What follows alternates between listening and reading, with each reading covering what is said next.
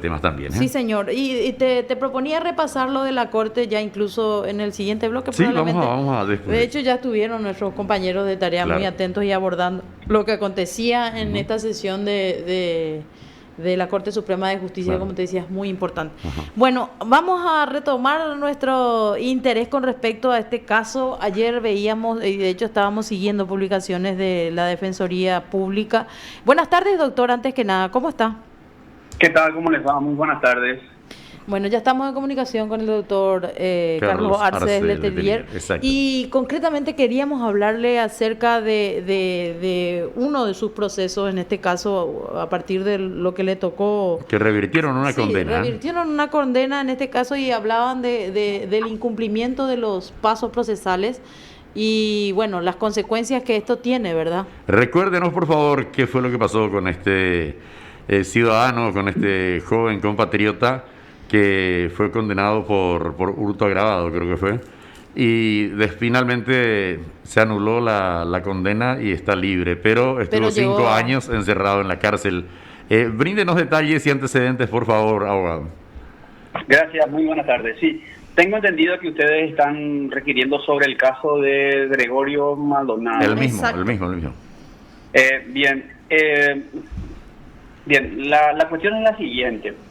Nosotros habíamos planteado en casación la nulidad del procedimiento y de la sentencia en atención a que durante el desarrollo del proceso pudimos verificar que el Ministerio Público había presentado la acusación fuera del plazo establecido por el juez de garantías. Bajo esas circunstancias, nosotros, por una cuestión de estrategia, en la audiencia preliminar no hicimos mención a eso. Sí lo hicimos en el juicio oral.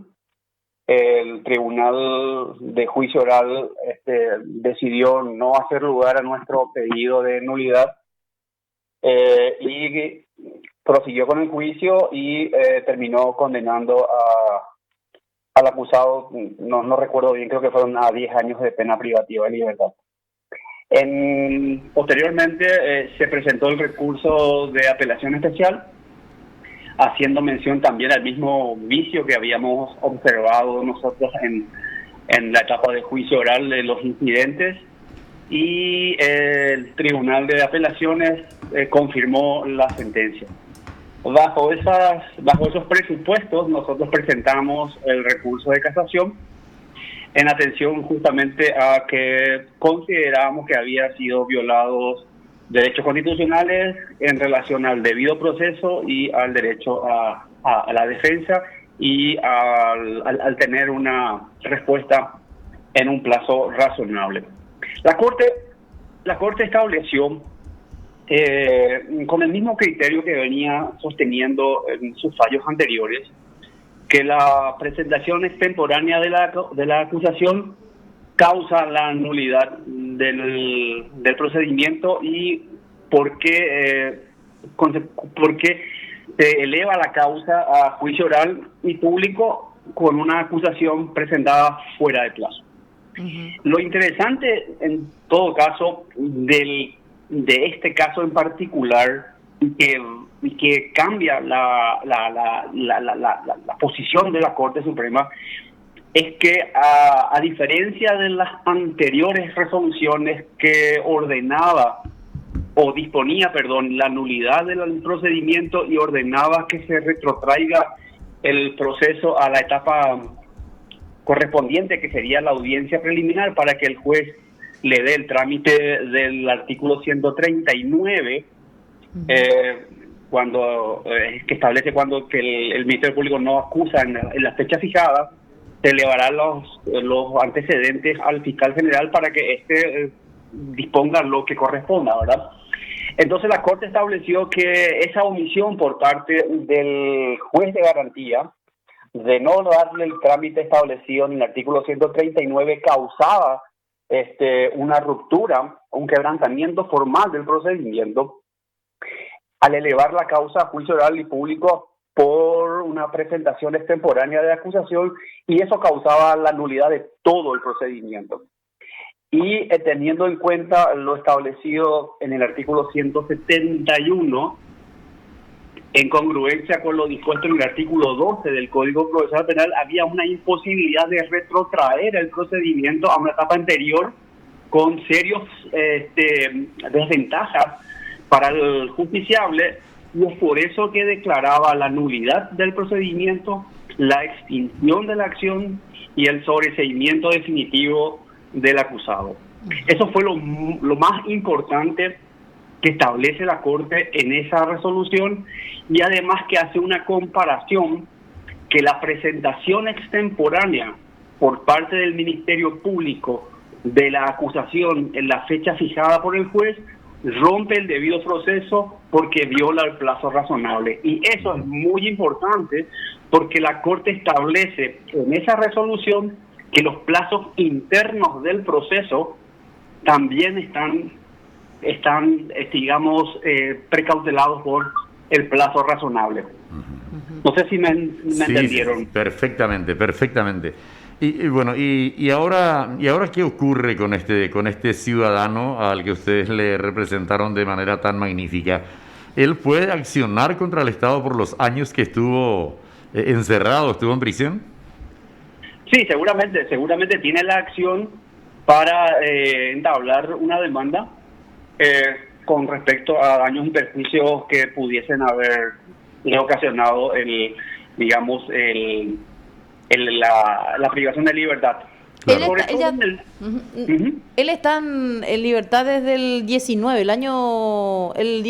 en marzo del 19, el año 2019. Sí, así mismo. Pasaron 2 Lo años. importante también de esta resolución es que estableció que la presentación extemporánea de la acusación por parte de la Fiscalía incurre en una negligencia, y es por eso que le impuso las costas a la Fiscalía. Lo que creo que no se había obtenido anteriormente. Entonces, es un fallo muy paradigmático en el sentido de que la Corte, si bien sigue manteniendo la misma postura sobre lo que significa una presentación extemporánea, lo que varía y favorablemente para el debido proceso es justamente la imposibilidad de retrotraer el procedimiento a una etapa anterior. Y la imposición de las costas al Ministerio Público.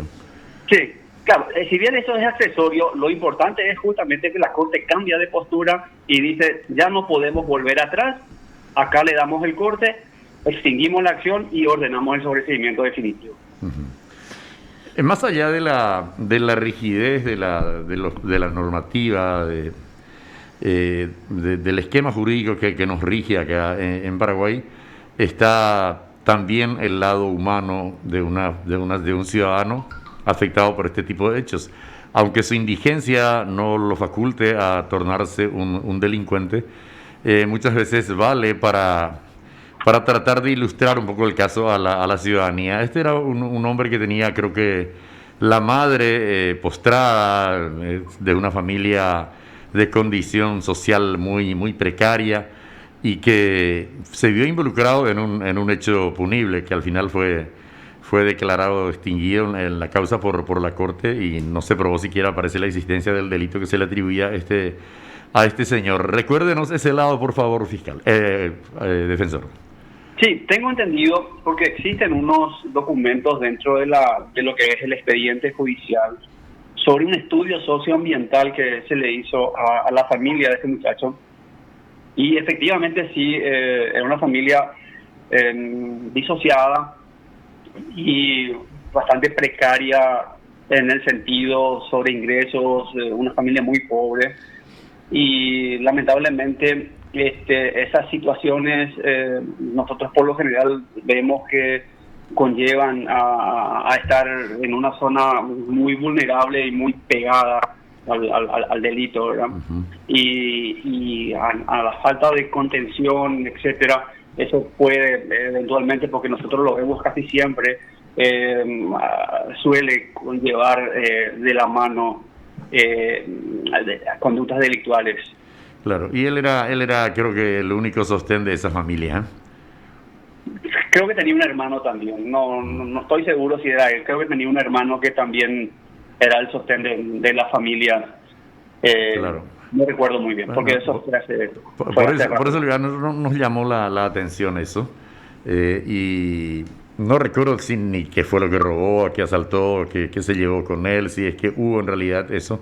Pero sí estuvo, lo concreto es que estuvo privado de su libertad 5 años y que gracias al trabajo de ustedes recuperó su libertad y puede reinsertarse a la sociedad, ¿no, defensor? Sí, efectivamente, creo que él estuvo privado de su libertad el tiempo que usted está diciendo, no recuerdo muy bien. Sí. Pero yo perdí contacto con él. Uh-huh. No sé por dónde anda de una vez que salió. Hay que tener en cuenta que él no tenía los teléfonos, entonces es muy difícil que nos podamos comunicar o que él se acuerde de mi teléfono para llamarme.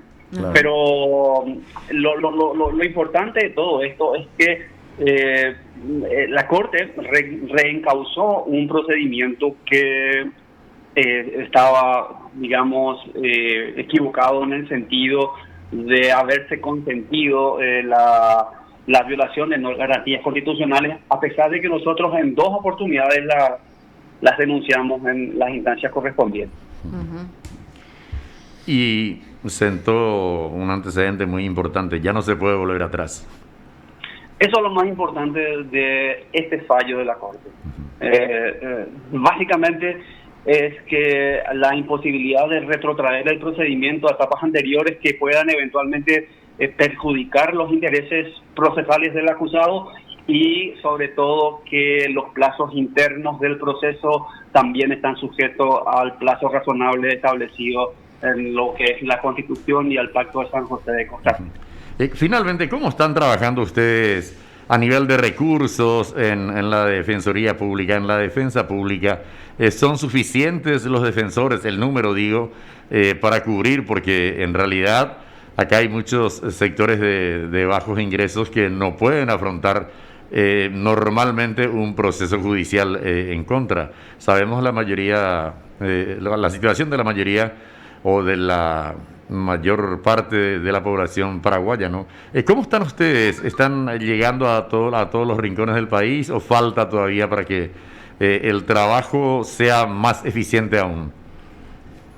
Sí, a ver, la cuestión estructural de lo que es la Defensoría Pública en general, básicamente yo no podría darle unos números porque no los manejo, no es mi competencia. Pero la Fiscalía, la Defensoría General publicó en estos días la cantidad de audiencias o de entrevistas que se tuvieron y fueron muchísimas. Entonces nosotros tenemos un caudal de trabajo muy grande y los recursos humanos no son suficientes. Uh-huh. Nosotros, por ejemplo, en la unidad de la que yo estoy, que es la unidad de juicios orales de Asunción, somos 7 y estamos prácticamente en juicio todos los días. Uh-huh. Hay muchísima demanda del ejercicio de la defensa pública para aquellas personas, no solo aquellas personas que no tienen recursos para solventar un abogado particular, sino que nuestra propia ley establece que cualquier persona que acuda a la defensa pública y solicite los servicios, estamos obligados a realizar esos servicios independientemente si ellos cuentan o no con recursos necesarios para solventar un abogado particular, ¿verdad? Entonces, el trabajo que nosotros tenemos es grande. En cantidad son muchas causas que tenemos porque muchos usuarios son los que recurren diariamente a los servicios gratuitos de la defensa pública, porque nosotros ejercemos y es una cuestión que tenemos que reconocer, un servicio eficiente, de calidad y gratuito. Nosotros somos un grupo de profesionales preparados que estamos en constante preparación académica para ir evacuando todas y cada una de las necesidades que nos requieren los usuarios del Ministerio de la Defensa Pública. Ahora, doctor, concretamente le quería hacer otra pregunta ya bien técnica también con respecto a esto que le planteamos al inicio, ¿verdad? No es el primer caso que estamos evaluando y analizando con respecto a situaciones en donde se exime de culpa y reproche a personas en estas condiciones y que incluso llegaron a estar privadas de su libertad. La Defensoría Pública no puede, en este caso es la pregunta, ¿puede iniciar alguna acción concreta para el resarcimiento, que ya sería como una demanda contra la estructura a través del Estado? En este caso ustedes no pueden intervenir, tengo entendido, abogado, ¿sí? La defensa pública no tendría legitimación Ajá. para entablar la demanda, sí el usuario. Ajá. Y seguramente, y sí el usuario o la persona afectada tendría sí la acción para reclamar, ¿cómo se llama? Los daños y perjuicios, Sí. pero seguramente con la asistencia de un defensor público del Foro Civil. Ajá. Pero nosotros como representación extrapoder, como Defensoría Pública, no tenemos acción ante eso. Es el Estado contra el Estado, sería ahí, ¿eh? Sería la figura. Uh-huh. Sí, puede darse, pero nosotros no tendríamos la representación del usuario. Claro, ustedes representan al Estado y no pueden ir contra el Estado también. Defensor, muchísimas gracias por estos minutos en las explicaciones, ¿eh? Bueno, muchísimas gracias a ustedes por el espacio y espero haber aclarado las dudas que pudieran haber existido. Muchísimas gracias por el espacio y buenas tardes. Suficientemente. Buenas tardes. Adiós. Adiós. Te informó PDS Radio TV Digital. Nos olvidamos, no le preguntamos.